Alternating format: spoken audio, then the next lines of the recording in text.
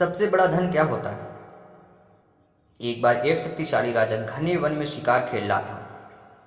अचानक आकाश में बादल छा गए और मूसलाधार वर्षा होने लगी। सूर्य अस्त हो गया था और धीरे धीरे अंधेरा छाने लगा। अंधेरे में राजा अपने महल का रास्ता भूल गया और सिपाहियों से अलग हो गया।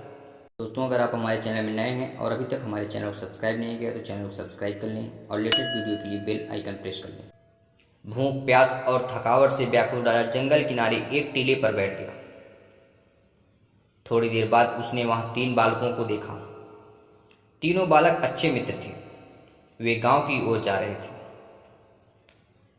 राजा ने उन्हें आवाज लगाई, सुनो बच्चों, जरा यहाँ आओ।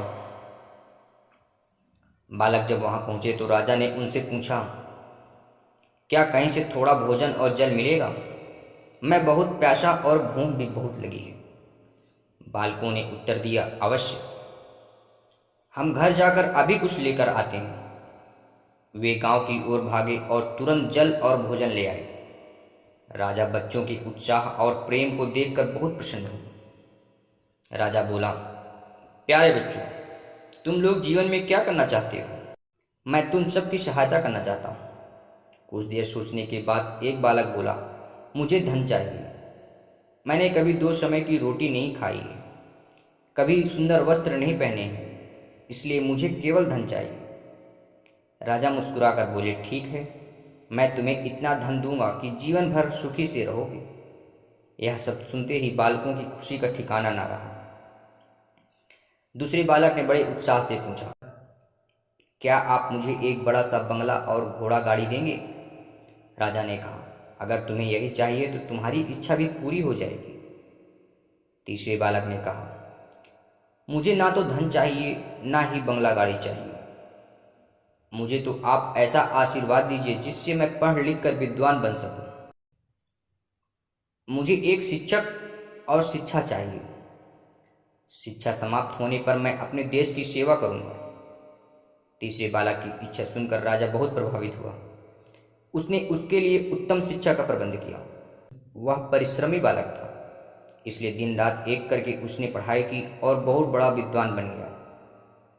और समय आने पर राजा ने उसे अपने राज्य में मंत्री पद पर नियुक्त कर लिया।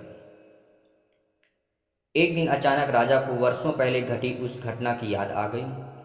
उन्होंने मंत्री से कहा, वर्षों पहले तुम्हारे साथ जो 2 बालक और थे, अब उनका क्या हाल चाल है? मैं चाहता हूं कि एक बार मैं फिर एक साथ तुम तीनों से मिलूं। अतः कल अपने उन मित्रों को भोजन पर आमंत्रित कर लो। मंत्री ने दोनों को संदेशा भिजवा दिया और अगले दिन सभी एक साथ राजा के सामने उपस्थित हो गए। राजा ने कहा, आज तुम तीनों को एक बार फिर से साथ देखकर मैं बहुत प्रसन्न हूं। इनके बारे में तो मैं जानता ही हूं, पर तुम दोनों अपने बारे में बताओ। राजा ने मंत्री के कंधे पर हाथ रखते हुए कहा। जिस बालक ने धन मांगा था वह दुखी होते हुए बोला, राजा साहब, मैंने उस दिन आपसे धन मांगकर बड़ी गलती की। इतना सारा धन पाकर मैं आलसी बन गया और बहुत सारा धन बेकार की चीज़ों में खर्च कर दिया। मेरा बहुत सा धन चोरी भी हो गया और कुछ 1 वर्षों में ही मैं वापस उसी स्थिति में पहुंच गया जिसमें आपने मुझे देखा था। बंगला गाड़ी वाला बालक भी अपना रोना रोने लगा। महाराज, मैं बड़े ठाठ से अपने बंगले में रह रहा था, पर वर्षों पहले आई बाढ़ में मेरा सब कुछ बर्बाद हो गया और मैं भी अपने पहले जैसी स्थिति में पहुंच गया। उनकी बातें सुनने के बाद राजा बोले, इस बात को अच्छी तरह से गांठ बांध लो कि धन संपदा सदा हमारे पास नहीं रहते, पर शिक्षा और उससे मिला ज्ञान जीवन भर मनुष्य के काम आता है और उसे कोई चुरा भी नहीं सकता। शिक्षा ही मानव को विद्वान और बड़ा आदमी बनाती है, इसलिए सबसे बड़ा धन विद्या ही है। दोस्तों, अगर आपको यह कहानी पसंद आई तो वीडियो को लाइक करें, चैनल को सब्सक्राइब करें और चैनल की लेटेस्ट वीडियो की नोटिफिकेशन के लिए बेल आइकन प्रेस करना ना भूलें।